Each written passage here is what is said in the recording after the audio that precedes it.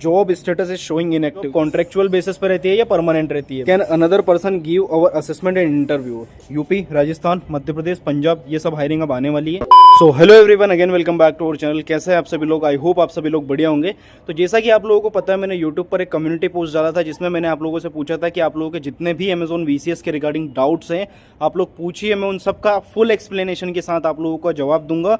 तो काफ़ी सारे डाउट्स हमारे पास आए हैं, लगभग 30 से 35 कमेंट्स आई हैं। उन 30-35 कमेंट्स और 30-35 डाउट्स का आप लोगों को इस वीडियो में फुल एक्सप्लेनेशन के साथ रिप्लाई देने वाला हूं। तो चलिए हम लोग वीडियो को शुरू करते हैं। तो पहला क्वेश्चन आता है हमारे पास कि मैं एमपी से हूं और मैंने दिल्ली का असेसमेंट दिया है, कब तक इंटरव्यू लिंक आता है असेसमेंट देने के बाद? जितनी जल्दी आप लोग वैकेंसी के लिए अप्लाई करते हैं ना, उतनी जल्दी आपको रिवर्ट आता है। कुछ केसेस में ऐसा होता है, जैसे कि लास्ट ईयर जब वैकेंसीज आई थी, तो जैसे कि एमपी की वैकेंसी आ गई, वो 10 दिन तक रहती है या फिर 15 दिन तक रहती है, एक जो लिंक रहती है। तो उसमें हम लोग जैसे कि 8-10 दिन बाद अप्लाई करते हैं ना, तो उसमें जो रिस्पॉन्स आता है उसमें 15 से 20 दिन भी लग सकते हैं। पहले तो 1-1 महीना लगता था। जो अभी जो करंट में चल रहा है ना, जितनी जल्दी अप्लाई करोगे उतनी जल्दी आपको रिवर्ट आएगा।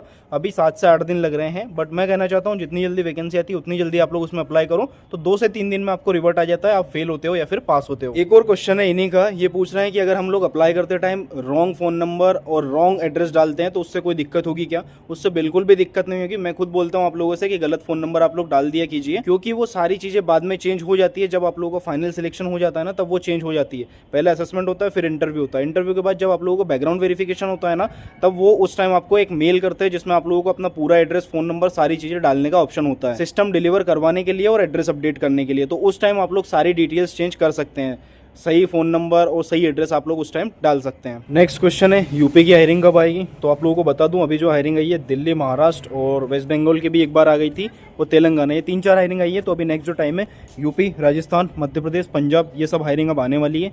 2-4-8 दिन में आ जाएगी। नेक्स्ट क्वेश्चन है, if you attend interview I think you know about the salary package, please talk about voice, non voice, salary package and also assessment pattern. So assessment pattern तो मैंने ऑलरेडी काफ़ी बार आप लोगों को एक्सप्लेन कर दिया है, तो उसको एक्सप्लेन करने की जरूरत नहीं है। तो मैं आप लोगों को बता देता हूँ इसका जो सैलरी पैकेज क्या रहता है। मिनिमम ना अमेजॉन वीसीएस में जो सैलरी रहती है ना, वो 18,000 रहती है।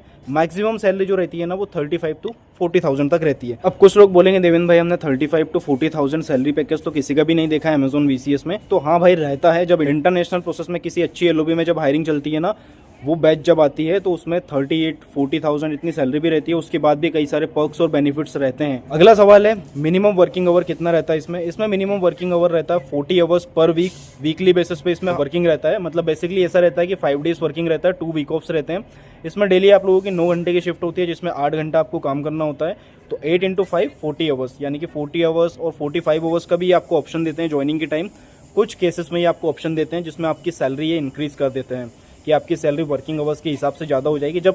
जब रिक्वायरमेंट रहती है ना, तो वो लोग आपको ऑप्शन देते हैं कि आप 45 आवर्स काम करोगे या 40 आवर्स करोगे, क्योंकि एज पर पॉलिसी 40 आवर्स का रहता है। अगर आप लोग इंक्रीज करवाते हैं तो उसमें आपकी सैलरी बढ़ा देते हैं। एक भाई पूछ रहे हैं, सेकंड राउंड में बता देते हैं सिलेक्ट हो गए हैं या नहीं? अगर नहीं बताते हैं तो कितने दिन बाद बताया जाता है? सिलेक्ट होने के बाद कितने दिन बाद ज्वाइनिंग होती है? तो भाई मैं बता दूं कि सिलेक्शन का इसमें ये प्रोसीजर रहता है। अगर आप लोग सिलेक्ट होते हैं तो वहीं पे आप लोगों को बोल देते हैं, आपको आपका सैलरी पैकेज भी वो वहीं पे बताते हैं, आपको कि इतना सैलरी पैकेज हम आपको प्रोवाइड कर रहे हैं। सारी डिटेल्स आपको वहीं पे बता देते हैं। अगर आप लोग रिजेक्ट होते हैं ना, तो वो आपको ये बोलते हैं कि आपको आपका फीडबैक मेल पर आ जाएगा, और नेक्स्ट डे आपको रिजेक्शन का मेल आ जाता है कि आप लोग रिजेक्ट हो गए हैं। अगर आप सिलेक्ट होते हैं तो नेक्स्ट डे आपको मेल आ जाता है कि आप लोग सिलेक्ट हो चुके हैं, और नेक्स्ट डिटेल के लिए वो आपको बैकग्राउंड वेरिफिकेशन का मेल कर देते हैं।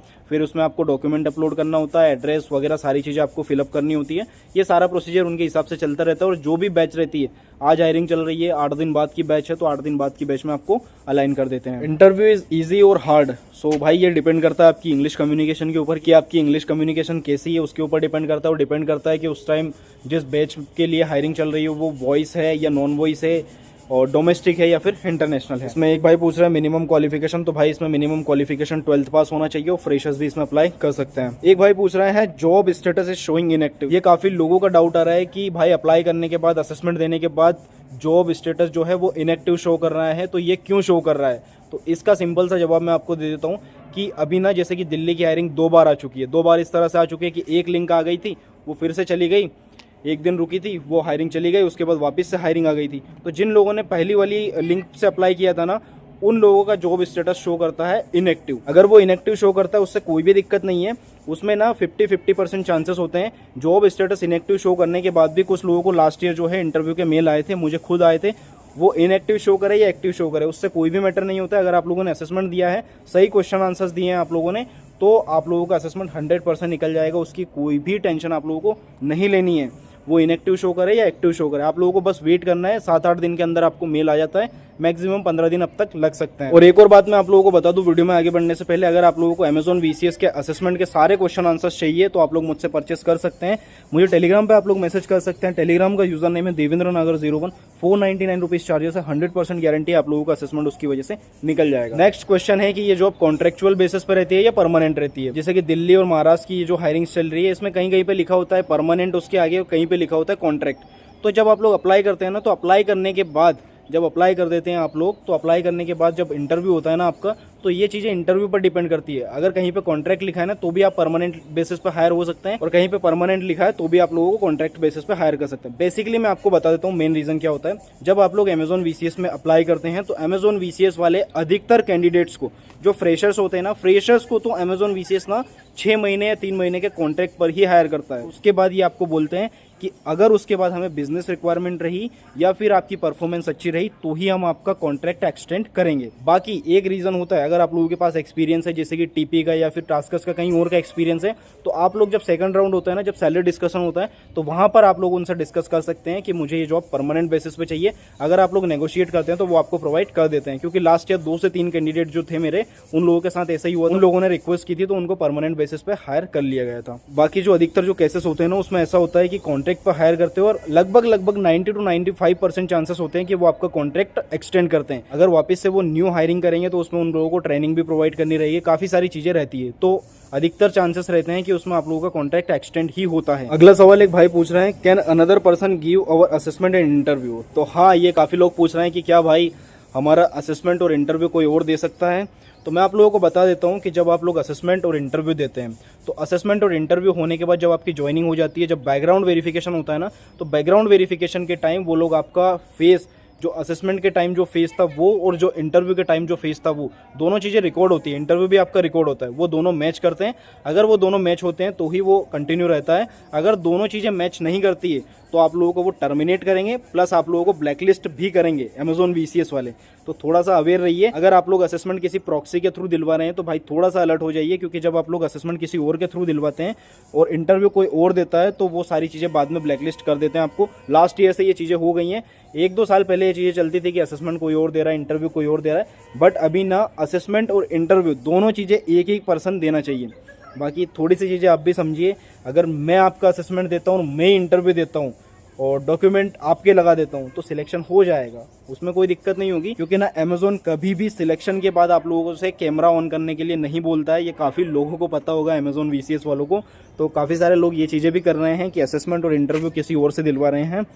बाकी मैं तो कहता हूँ मेहनत से करो सारी चीज़ें। मेरे जो काफ़ी सारे फ्रेंड्स हैं ना, उनकी मैंने इस तरह से हेल्प की है असेसमेंट में कि उनका जो है उन्हीं का फेस यूज़ करके मैंने बगल में बैठ के उनका असेसमेंट दिया है, और इंटरव्यू फिर बाद में उन्हीं ने क्रैक कर लिया। क्योंकि असेसमेंट में काफ़ी लोगों को दिक्कतें होती हैं, तो ये सारी चीज़ें भी मैंने की है। आप लोग भी, मतलब कुछ लोगों का मैं कर सकता हूँ, अगर करना चाहें तो आप मुझे टेलीग्राम पर मैसेज कर सकते हैं। बाकी आप लोग वीडियो बना के भी अगर मुझे भेज देते हैं ना, आपका वीडियो बना के, तो मैं आपका फेस उस असेसमेंट में यूज़ कर सकता हूँ और उसके बाद भी मैं असेसमेंट दे सकता हूँ।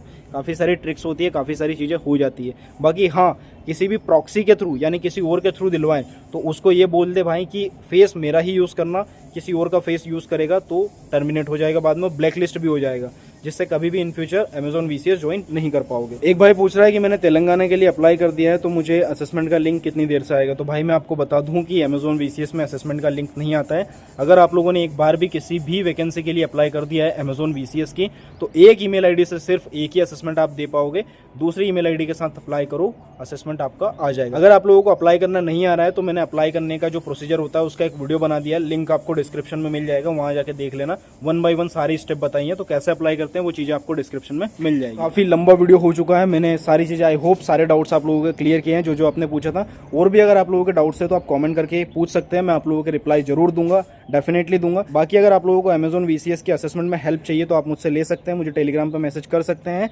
499 रुपीज़ चार्जेस है। अगर आप लोग मेरा असेसमेंट के PDFs भी यूज़ करोगे ना तो उससे भी आप लोगों की हेल्प हो जाएगी, क्योंकि पूरा असेसमेंट पूरा सेम ही आता है और सारे स्टेट का जो असेसमेंट पैटर्न है ना पूरा सेम ही है और पूरा असेसमेंट हर बार सेम ही आता है। कुछ चेंजेस होते हैं जो कि सारे चेंजेस चेंजेस मैंने मेरे पीडीएफ में मेंशन कर रखे हैं। अगर आप लोग मुझे मैसेज करेंगे तो मैं एक्सप्लेनेशन भी दे दूंगा। बाकी भाई टाइम पास के लिए कोई भी मैसेज मत करना, वैसे ही टाइम नहीं मिल पाता है। और अगर आप लोग चाहते हैं कि मैं आपका असेसमेंट दूं तो वो सारी चीज़ें हम लोग बाद में डिस्कस करेंगे। वो टेलीग्राम चैनल ज्वाइन कर लेना पहले तो। अगर कोई भी अमेजोन VCS की हायरिंग अपडेट होती है किसी भी स्टेट के लिए तो सबसे पहले मैं वहाँ पे अपडेट करता हूँ, ठीक है।